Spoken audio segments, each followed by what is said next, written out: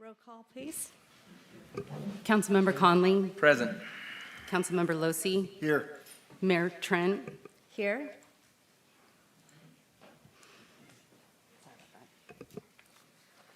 Okay, our presentations and proclamations. Our first item of business is swearing in our new officer.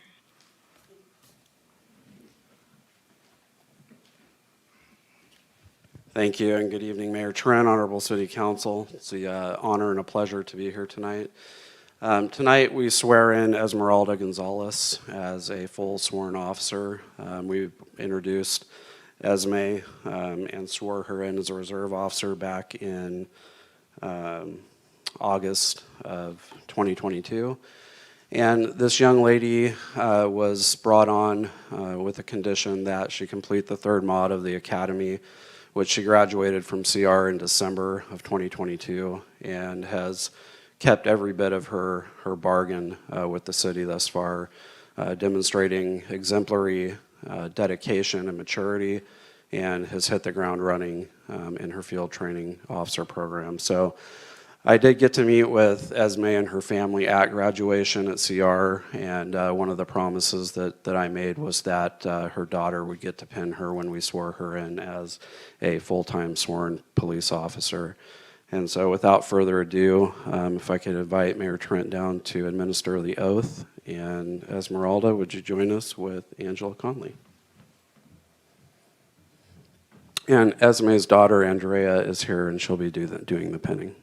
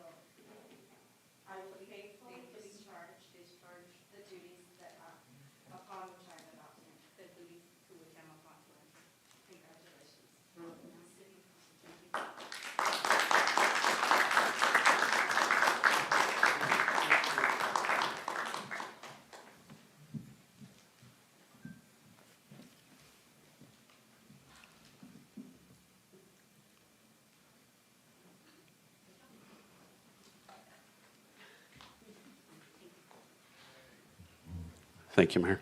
Thank you. And welcome to the city. We're very, very happy to have you. Now we have the introduction of a new Utility 2 worker.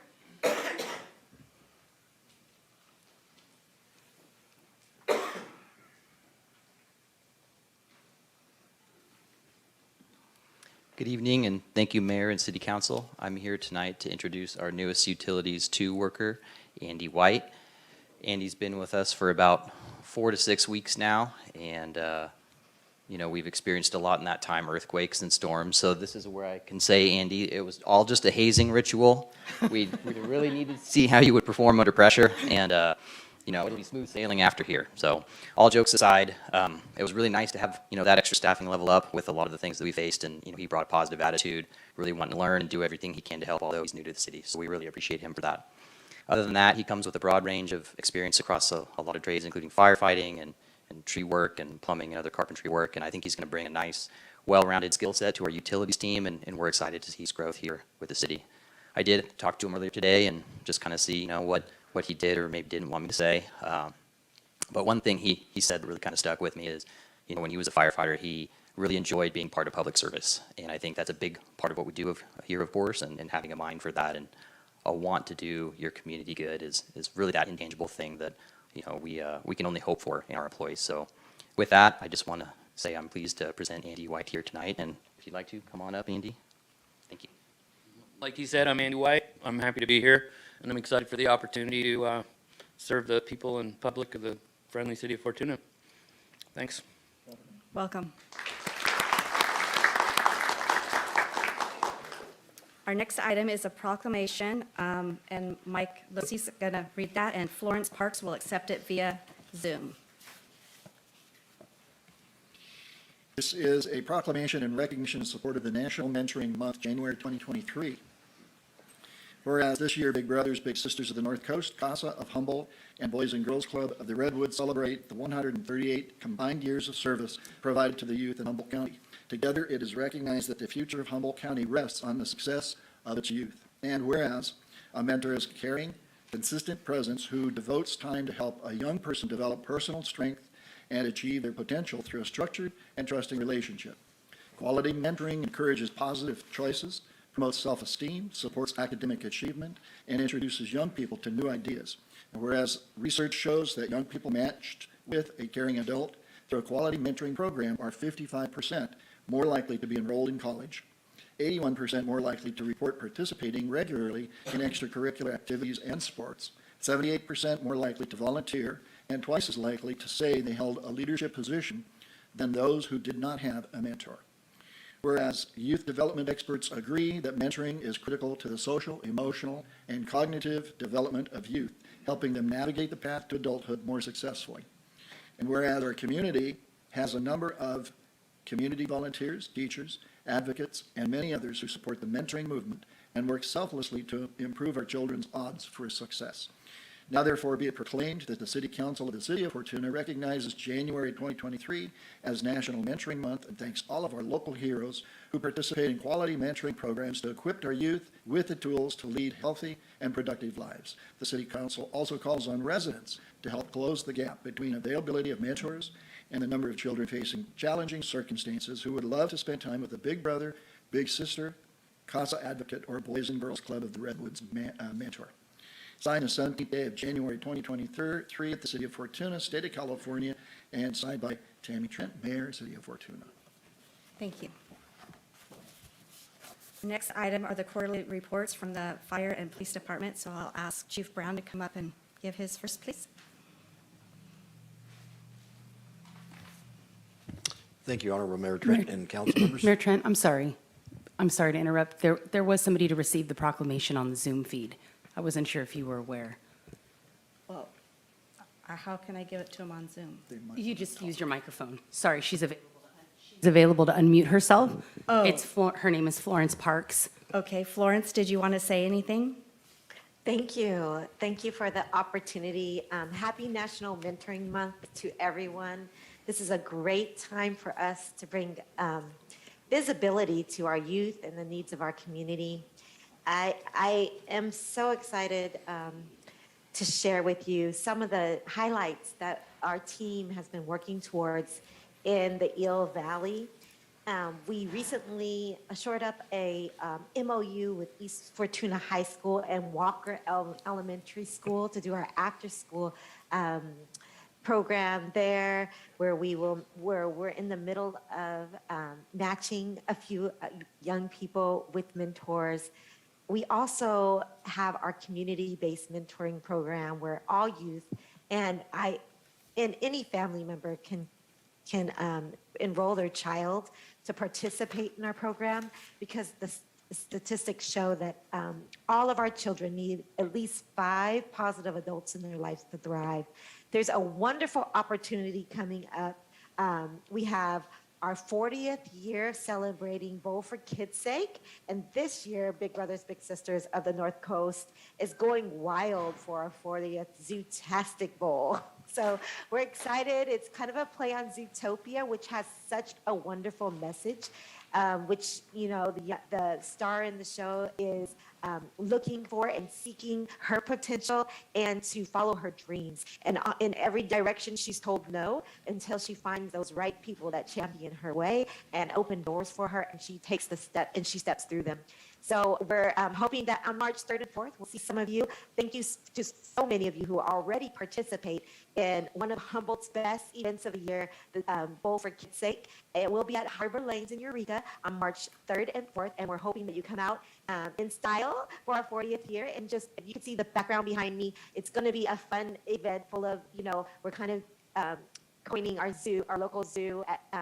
So we have some brown bears and otters and other creatures. So we're hoping that you come in and dress up and enjoy the festivities with us, and also help us to have the resources to continue this invaluable work. We couldn't do this without this very important fundraiser, and to bring visibility to the importance of the mentors in our life that help guide us and walk through situations that we're overcoming. So thank you so much for your time tonight, and we are honored to accept this proclamation and move forward with this great work. Thank you, Florence, and we'll make sure you get a copy of the proclamation. Thank you. Okay, now I'm not skipping anybody. We'll go back to Chief Brown. Thank you, Honorable Mayor and council members. Congratulations, Kyle. So I'm going to give a year-end review this time around to let everybody know what has been going on at Fortuna Fire for the last year. We ran a total of 1,500 calls exactly. Try and figure that one out, how it ends exactly at 1,500, especially with what happened at the end of the year. There was quite a few calls thrown in there the last few weeks. Of those 1,500 calls, only 116 of them were fires. So if you think about joining a fire department to fight fire, that represented 7.73% of our calls would involve fire. 92-something% involved something other than fire. Rescue and medical, which is a big chunk of those, 65.5%, 982 calls for service for rescue and medical. So that's all our medical aids and our traffic accidents. We had 98 traffic accidents. So if you want to figure about one every 4 days, we could improve our driving around here a little bit. Hazardous conditions, which are power lines down, things of that nature, gas leaks.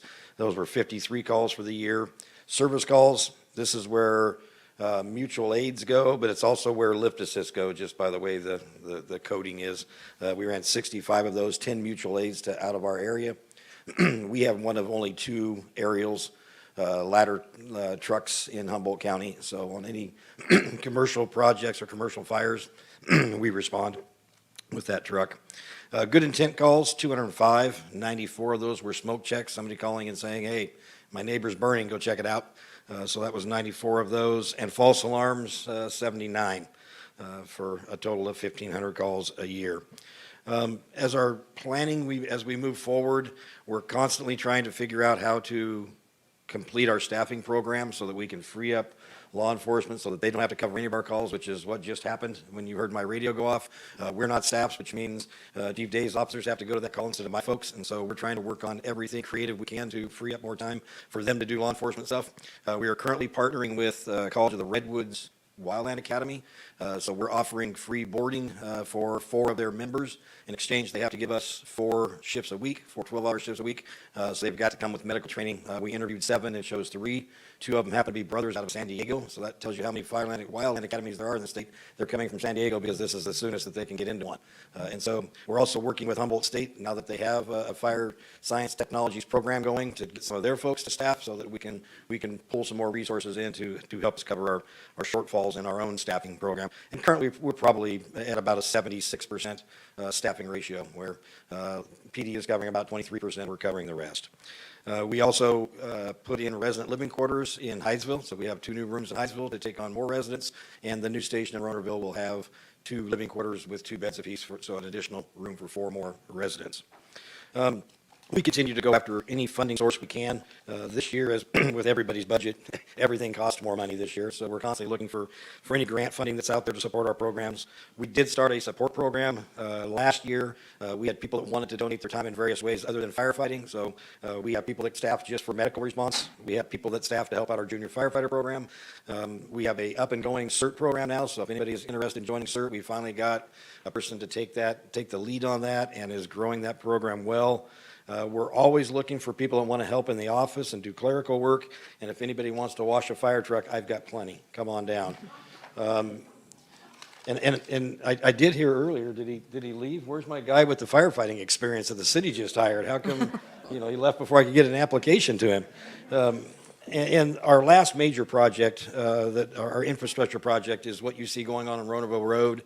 That is our new Ronerville station, which will take the place of our Campton Heights station, which no longer fits modern fire trucks. They are too tall to fit into that station.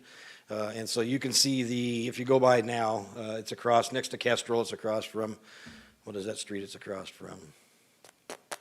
Anyway. Palomino, there you go. It's across from Palomino. You'll see the retaining walls that are up, so you kind of get an idea of how the station is going to be situated on that property. We're hopeful by the end of 2023, we'll see a station there, and that will move all of the equipment out of the Campton Heights station and move into the Ronerville station. And again, that one will come with 2 sets of living quarters. And that is the last of our infrastructure projects that we had planned. We had planned on the training facility.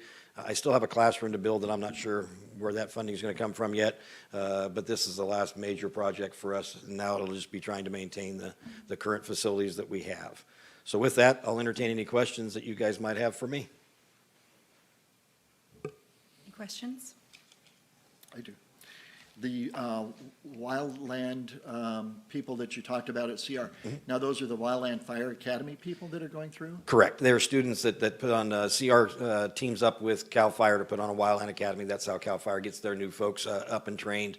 And we're trying to steal a little bit of their time while they're here to help our program out, because none of them are going to typically stick around here. They're going to go somewhere else probably with that training and get hired.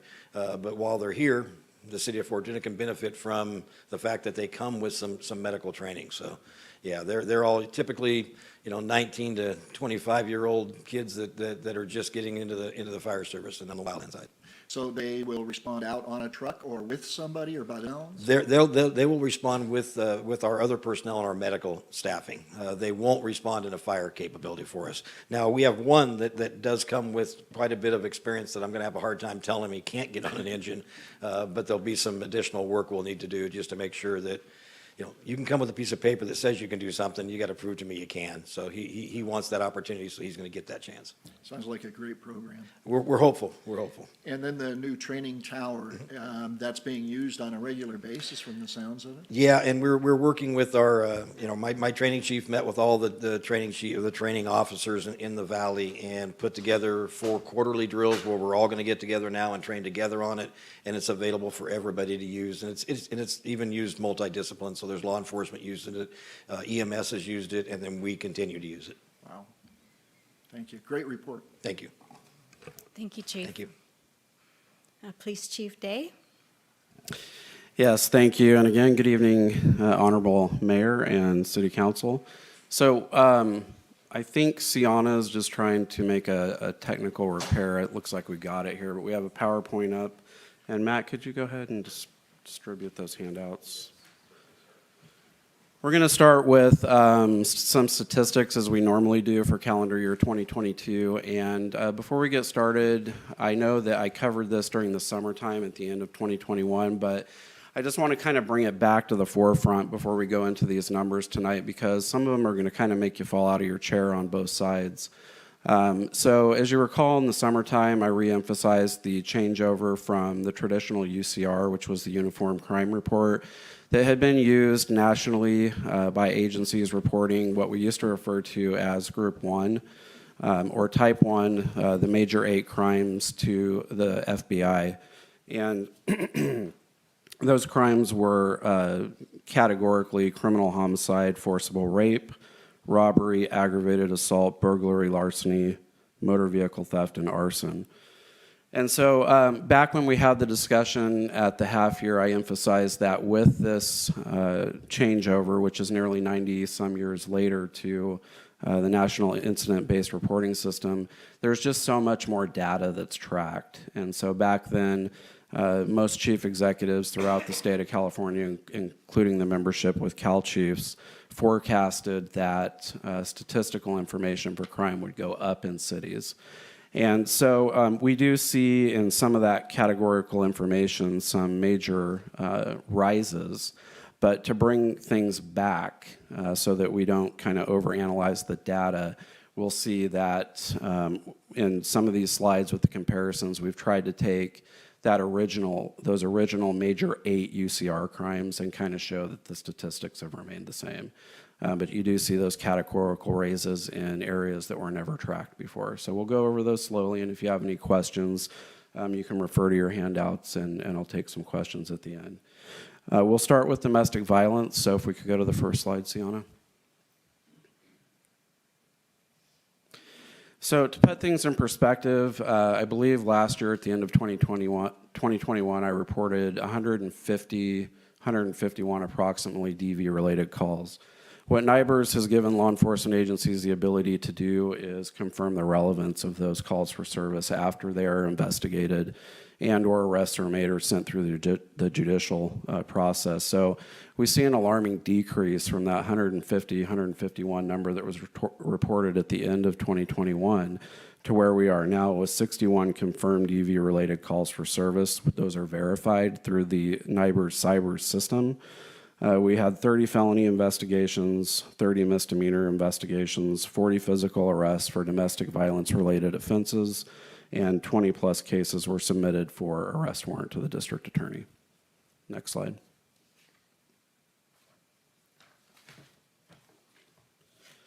So this is where we've pulled the old top 8 Part 1 crimes from the UCR that are now part of approximately 34, 35 different reporting areas in the Group A crimes that are associated with the new National Incident-Based Reporting System.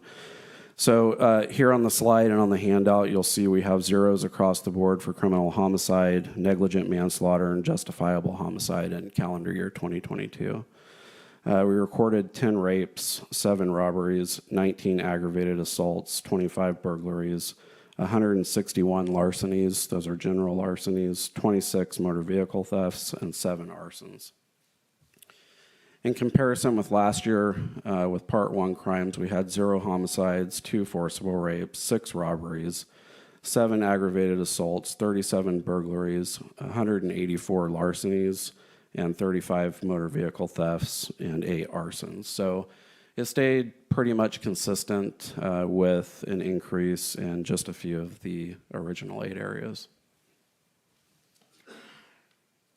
Next slide. Oh, we're there.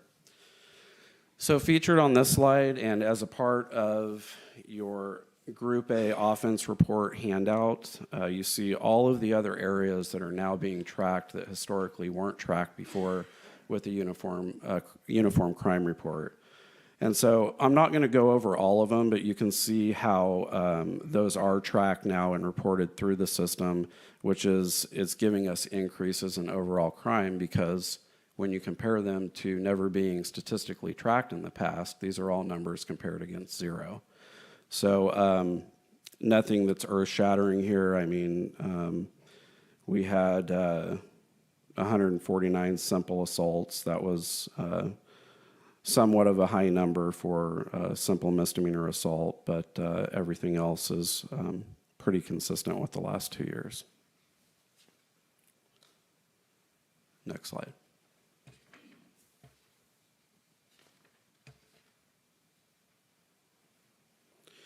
So I have a comparison here again just to put things in perspective. These are enforcement statistics that are comparable between the end of the year for 2021 and the end of the year for this last calendar year, 2022.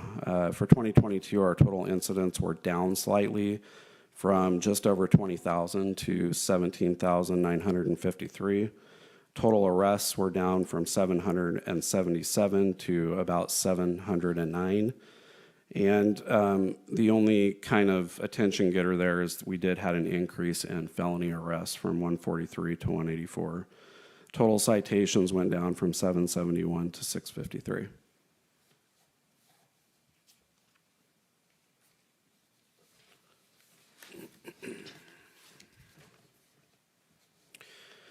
So this next slide is just featuring some statistical information from our POP team. This is one of the programs that I'm most proud of. It was something that really kind of morphed from one funded POP position. We expanded it to a team, offering those team positions as an ancillary duty, meaning that these are officers that are just generally concerned with the quality of life for the city of Fortuna. They want to be involved, they want to make a difference, and so this team of 5-member POP team that we have has really made a significant impact in the community over the last calendar year. Some of the statistics are listed: 96 felony arrests of major violators, 223 misdemeanors, 233 cites issued, 532 compliance checks for those that are under the court's jurisdiction for supervised release. So that's your people on probation, those that are on parole. These officers are going out conducting compliance checks, searches, and making sure that they are complying with the terms of their probation or parole. Our POP team was part of 4 different CERT callouts that ranged from critical incidences in other jurisdictions to officer-involved shootings. 18 search warrants were served throughout the Eel River Valley. 20 homeless camp cleanups they participated in, as well as 174 homeless outreach contacts. They had 72 outside agency assists and were a vital part of the historic DTF seizure that happened, I believe it was in the fall of 2022. Our K-9 team and our POP team played a significant role in that.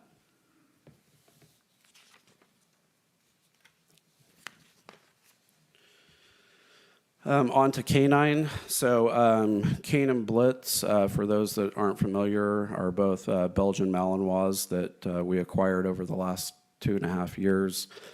Cane and Blitz really hit the ground running with both of their handlers, and both teams have been incredibly successful in the short time that we've had them. Both dogs are dual certified in enforcement and narcotic detection, both certified and trained in fentanyl detection. And as previously stated, as you'll see on the slide, there is a photo of that historic DTF seizure that was made later in 2022, which was just, it was incredible. It was pounds of fentanyl, cocaine, methamphetamine, kind of the whole broad spectrum of pharmaceuticals was seized, along with just over 115,000. One of the extra trainings we committed both of the K-9 teams to this year was the post-certified tracking course.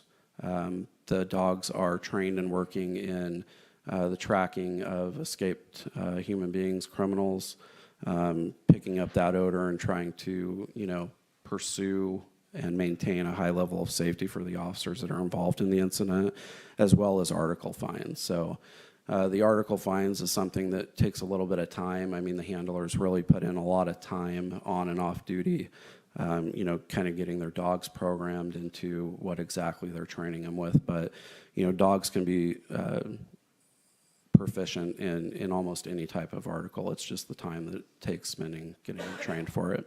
So both doing very well, as stated before, and we're very proud of our K-9 teams.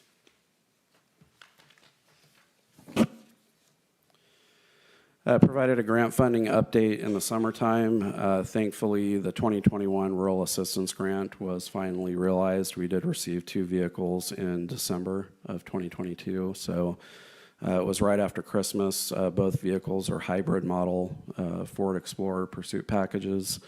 We had a meeting with our city mechanic and Public Works this morning, and those vehicles are scheduled to be ready for the road anytime in the next 2 weeks. So our plan is, once we get the graphics on and we get them finalized, we'd like to let the council and community members look inside the vehicles, maybe at the next council meeting before or after.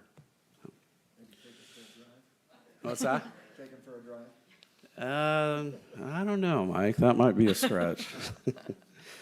Moving on to the 2022 Community Facilities Grant, both of them were USDA grants. We're still delayed on that grant. We were approved for the delivery of 4 new Ford utilities, similar vehicles, hybrid or not. They're Ford Explorer Pursuit packages.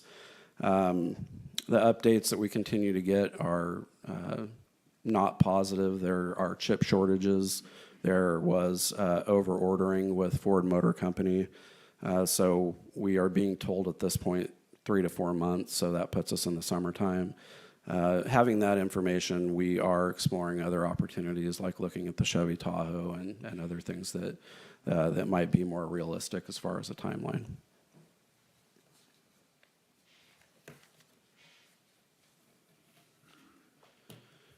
So I just wanted to make a couple comments towards the end. First off, Measure E continues to serve the police department, as does Measure Z, with giving us the tools to serve the community. We're so very thankful every year for the support and assistance that we get from those 2 measures and the community and the fundraising that goes along with our canine program and the other things that we ask for assistance with.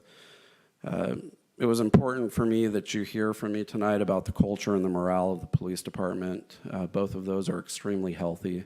We continue to take care of our members and the community and you know, just make sure that the right decisions for our personnel and our culture are being made. You know, I think it was evident, and the Chief Brown hit on it earlier, but you know, on the morning of the earthquake, I'm getting a little older. It took me a little time to find my boots and my car keys after everything kind of got spread around the house. But you know, by the time I got to the police department, most of our officers had already self-dispatched, and then I was shortly joined by the mayor after about 15 minutes of arriving, and I was still trying to get a cup of coffee and wipe the sleep from my eyes. So it just kind of goes back to reinforce what I said about the culture. Our men and women with the police department are here to serve the community, and they take their jobs very seriously, and it's an honor to serve. I'm extremely proud of the department and all of the personnel, and honored to serve the community as Chief of Police. Thank you. Thank you, Chief. That was a good report. Also want to add that our police station should be completed about the same time as our new fire station. Yes. So it'll be nice to have both of those. Anybody have any questions for Chief? I do. Okay. With regard to the Group A offenses, so the domestic violence cases are, they're looped into those Group A offenses, whether it's crimes against persons, like they're all looped in there. Yeah, correct. Cybers is really something that Lieutenant Eberhardt here has spearheaded. But those crimes go through a filtration process through the program, so that if it is an aggregated, some sort of aggravated circumstance, it would fit into that category versus another. But with domestic violence, as you see in the handout, we now have a separate tracking mechanism built in there where, you know, before our reports weren't necessarily verified numbers. I mean, we could take that raw data manually through just a call for service. You know, we talk about dispatch bias and interpretation. A lot of those calls that maybe came in from a third-party reporting party where it appeared to be domestically related, you know, we had no way of going back and verifying that unless we pulled every report manually. And now through this system, we're able to verify through the adjudication or the conclusion of the case, arrest records, that it was in fact domestically related. And so that's where we see the huge drop-off. So with regard to the simple assault category, can we assume that a lot of that increase could be the domestic violence cases that are now set out but included in the Group A offenses? I think it's certainly possible, Councilmember Losi, but I would have to do some digging into the cybers just to kind of get more of a factual answer for you. Okay. And then the probation parole compliance checks, searches and that type of thing. It used to be we would have a county-wide program where every agency would get together and locations would be, would be selected and different groups would be sent out to do the probation parole searches, so that Fortuna might have one officer combined with a sheriff's officer or sheriff's deputy and Eureka police officer. Are those still being done, or is it pretty much the POP team doing our own thing here in Fortuna? Yeah, it's a great question, and in my almost 3 years of being here, I have seen it a couple of times. I think the desire from the allied agencies is to continue with that type of collaborative program.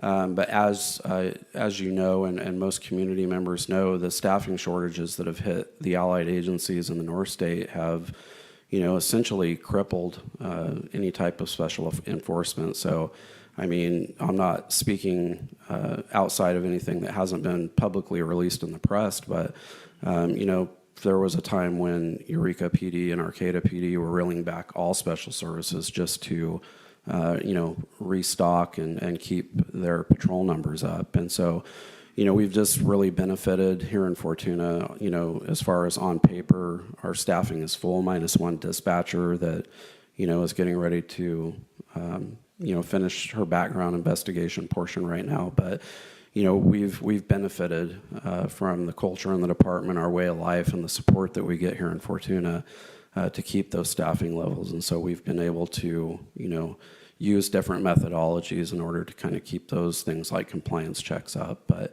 I don't, segueing back to the original question, the allied agencies are all invested in each other, and collaboration is kind of what makes the merry-go-round. And, we all want to get back to that, but, as it stands for all agencies throughout California, I hear this from my colleagues in Southern Cal, the Bay Area.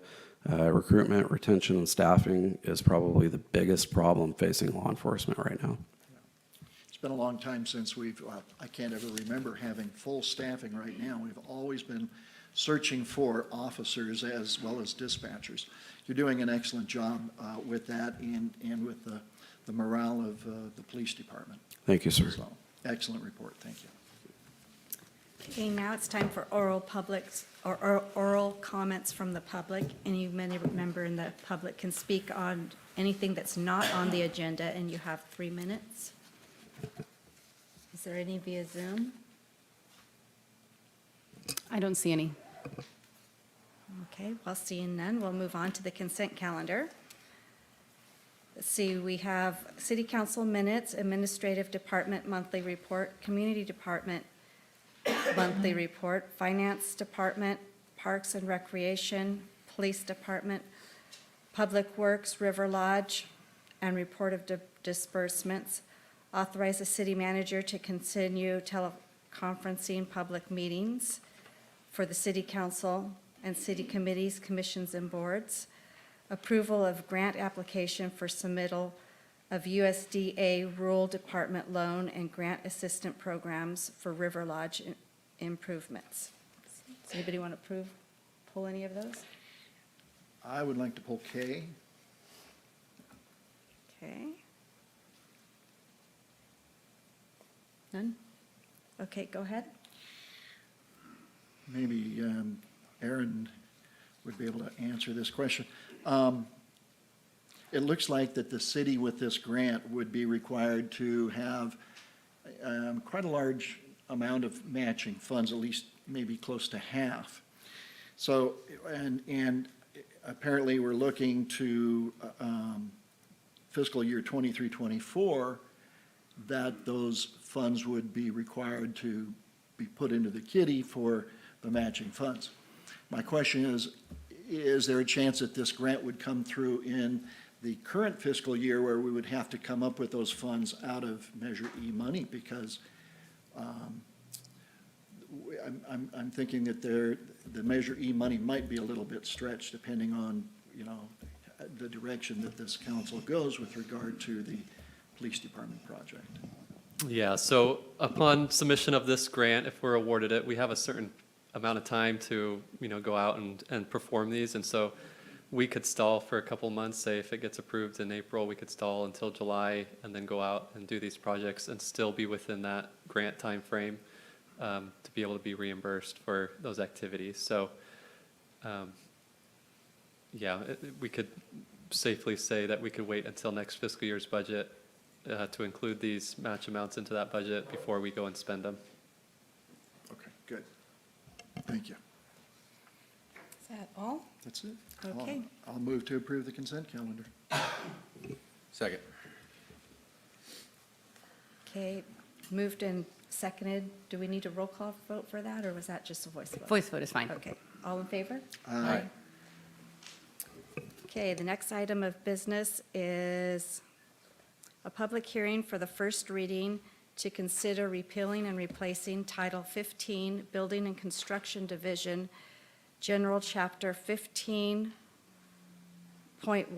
Building Codes with the 2022 California Building Code as mandated by the California Building Standards Commission and Department of Housing and Community Development Ordinance 2019-741. Staff report? So we have Gary Goad, our building official here tonight, who will provide a brief staff report for you guys.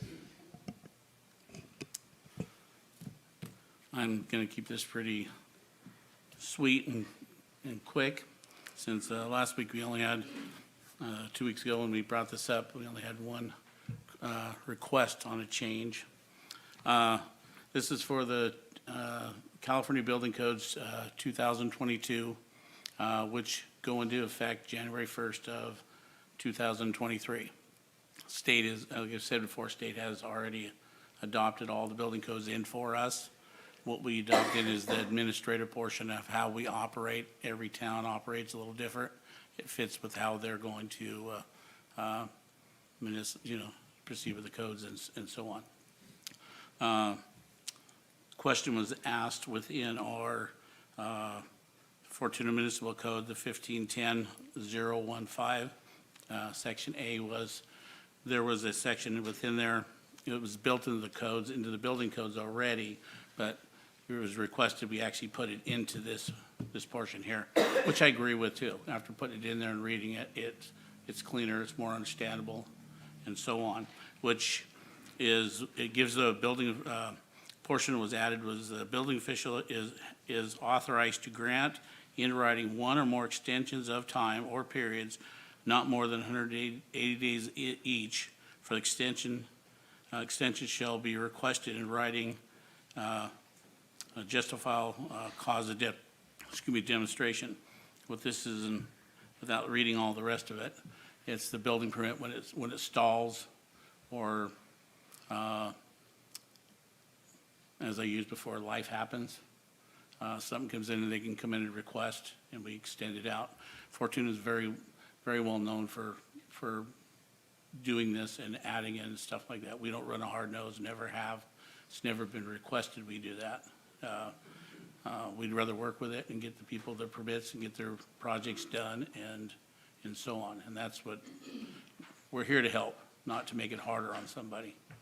So, but that was a request, it was put into it, and that's my report. Thank you. Any questions from council? Just a comment, I do appreciate the addition of that information on the extension. It just makes it a little bit cleaner and lets people know when they first come in, what they're up against. So, Yep. thank you for doing that. And it is used quite a bit through the year, I bet. so. Okay, we'll open public comment to the public. Anybody have any questions or any on Zoom? Nope. Okay, we'll close public comment. Do we have a motion?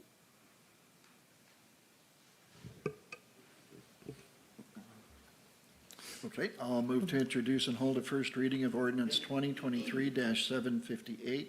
Continue the public hearing to Tuesday, February 6th, 2023 for a second reading, and read this by title only. Second. Roll call? Ordinance 2023-758, an ordinance of the City Council of the City of Fortuna repealing and replacing Title 15, Buildings and Construction, Division 1, generally, Chapter 15.10, Building Code of the Fortuna Municipal Code with the 2022 California Building Codes. Councilmember Conley? Aye. Councilmember Losi? Yes. Mayor Pro Tem Johnson? Yes. Mayor Trent? Yes.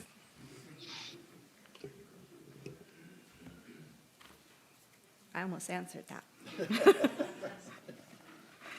Our next item is council review and decision, or discussion on commissions and committee applications. Let me get to that one. And our Measure E committee, we had renewals, which I'm glad all of those people put in new applications because they're knowledgeable and very good on this committee. We had one new one. Sue Long, ex-mayor, applied. I did interview her to make sure that she was qualified for this committee.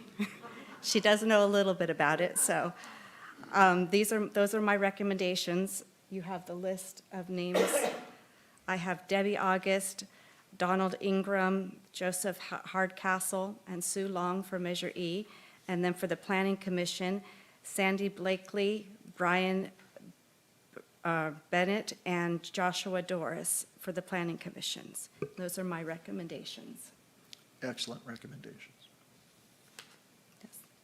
So do we need a motion to accept those? Any public comment? Oh, sorry. Anybody want to speak on any of those? No? Okay. Huh? Okay, need a motion? I'll move to approve the mayor's appointments. Second. Is it roll call? It is. Councilmember Conley? Aye. Councilmember Losi? Yes. Mayor Pro Tem Johnson? Yes. Mayor Trent? Oh, yes. I'm reading my next one here. I'm still new at this. Okay, then our next item is council review and discussion on Fortuna Business Improvement District Advisory Committee applications. And we had some good applications also for this one. Let me get back to that. Danny Kelly, Frederick Robinson, Michelle Oliver, Amber Woodward, Doug Strell, and Laura Shears, is that how you say that? And Doug Strell only wanted to be appointed if there wasn't enough people on there, which there was, so he asked me not to put his name in there, but I feel that all the other ones are well qualified and will make up a good committee. Any questions on any of those from council? Just a comment, we really appreciate you folks stepping forward and agreeing to be on FBID. It's been a difficult year, to say the least, getting FBID through the difficulties that they've had over the last year, year and a half. So we really appreciate you people stepping up, and we're hoping for the best, and I'm sure that you will make sure that this program works for the benefit of all of Fortuna, so. And it's nice to get good qualified people that apply for this. Yes. So it makes us happy. This is a new board, so at this point, they aren't staggered.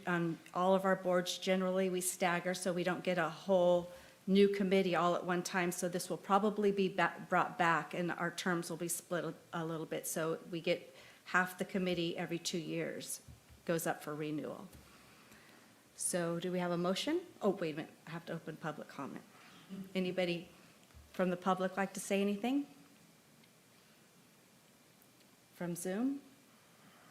Okay, we'll close public comment. Now, do we have a motion? I'll make a motion to approve the mayor's appointments for the FBID. Second. Do we have a roll call vote? Councilmember Conley? Aye. Councilmember Losi? Yes. Mayor Pro Tem Johnson? Yes. Mayor Trent? Yes. Next item and thank you all for coming for this too. is to amend the city's annual fee schedule for fiscal year 22-23 to provide for amended rental rates for the use of the River Lodge and the Monday Club, Resolution 2023-01. We have a staff report. Yes, good evening, Honorable Mayor and council members. So the River Lodge staff have been working diligently on implementing a new software product called Tyler Parks and Recreation that staff will be utilizing to receive payments, reservations, et cetera. And so as part of the implementation process, it has become necessary to make some changes to the River Lodge and Monday Club fee schedule in order to provide for a more straightforward and streamlined reservation process for customers. The primary change requested is to adjust the hourly rates for both the River Lodge and Monday Club to be 1/4 of the daily rental rate and remove the 4-hour minimum charge. Making this change will allow staff to set up the software's rental calendar for each room to charge the hourly rate for reservations while also including the maximum daily charge. And then the second change being requested is unrelated to the software change, but because of a recent request, we wanted to bring it forward for council approval. And that is to include the Garden Club's annual home tour as part of the annual exempt organization events under the Monday Club fee schedule.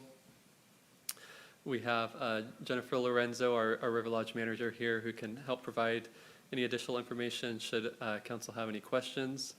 But other than that, it is staff's recommendation to amend the city's annual fee schedule for fiscal year 22-23 to provide for amended rental rates for the use of the River Lodge and Monday Club.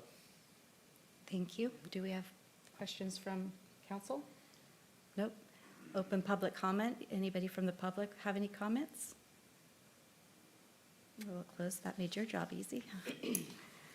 Do we have a motion? I'll make a motion to amend the city annual fee schedule for fiscal year 2023 to provide for amended rental rates for the use of the River Lodge and Monday Club, Resolution 2301. Are you in a second? Yeah, second. I was waiting for her to do the roll call. Okay. It's not only you, see? Resolution 2023-01, a resolution of the City Council of the City of Fortuna amending the city's annual fee schedule for fiscal year 2022-2023 to provide for amended rental rates for the use of the River Lodge and Monday Club. Councilmember Conley? Aye. Councilmember Losi? Yes. Mayor Pro Tem Johnson? Yes. Mayor Trent? Yes. Next, we have city manager's report. We'll just briefly go over the upcoming meeting dates. So our next council meeting is Monday, February 6th. Our next planning commission meeting is Tuesday, January 24th. Our next Measure E meeting is tomorrow, January 18th at 5:30. And this is where the meeting where we'll allow our public to come and provide input on funding for fiscal year 23-24 Measure E monies. And then our next Roanoke Community Recreation and Park District meeting is Wednesday, February 1st at 2:30. And that's all I got. Thank you. Thank you. Any future agenda items from council? No? Okay, we'll move on to council reports. And we'll start with Councilmember Conley. Thank you very much. I have yet to make my meeting. It will happen next Monday, so I'll get my first report after that. But I want to thank the FBID members for, one, being here. I think that's a special thing, and helping out with the FBID program. I think that's a great program to have back, so thank you. Councilmember Losi. Thank you. Thank you, Madam Mayor. I didn't have any meetings since the last council meeting, but this last Sunday, about 2:30 in the afternoon, you might remember you heard the Fortuna fire siren go off. And I had the privilege of being at a memorial service for a fine gentleman, Ken Lytle, and he passed away last October. Ken was a longtime Fortuna volunteer fireman. He was an educator here in Fortuna. He was a superintendent of the Ronerville, which is now Ambrosini Elementary School, and Toddy Thomas. Ken was a great guy. He just gave a lot to the community. He began serving he served his whole life, but began in the military. He was in Special Forces in Vietnam. And his daughter made it a point to say that the best he could tell her is that it was all classified. But it's one of those, he's just a person who you remember forever. He gave a lot to the community, and we will miss him totally. And our prayers will go to the family and all of his friends. So that's all I have. Okay. Now my report. I had the pleasure of having a meeting with Morgan, our new FBID director. I was very impressed with her ideas for the new, we might not call it FBID, might be just bid. She's thinking of that, but her new ideas and the new committee that we have going in this, I'm very excited because I really strongly feel this is going to be successful. So I'm very excited that all of you stepped up. It was very nice for her to go over all of this with me. It made me very excited about this new program. And Fortuna's very lucky. We have a lot of good volunteers for our committees. Measure E committee, the FBID committee, the planning commission. We've got good people on all of those. So I just want to thank everybody for that. And I think that was about all of my report, so I guess that's it for tonight. Madam Mayor, you have Mayor Pro Tem on Zoom. Oh, sorry, I forgot about you. I'm not used to Zoom meetings. Yeah, we don't have his Neither am picture I. up here. After being in person all these times, I'm not really used to them anymore either, but it comes in handy. But I did have a historical commission meeting, which unfortunately I had to miss because I was sick. And Councilmember Mobley was going to fill in. I don't know if she made it or not, but I did not hear that she didn't, so I will assume that she did. So I thank her for that. I made the Zoom portion for the orientation for the policy committees. And right now I'm in Sacramento for the training starting tomorrow. We'll be attending that. And we do not have a HCOG meeting this month, so I will have nothing to report on that until the third meeting in February. So that's my report for this month. Thank you. Thank you. Okay, now, Move to adjourn. Second. okay, meeting adjourned. Thank you all for coming.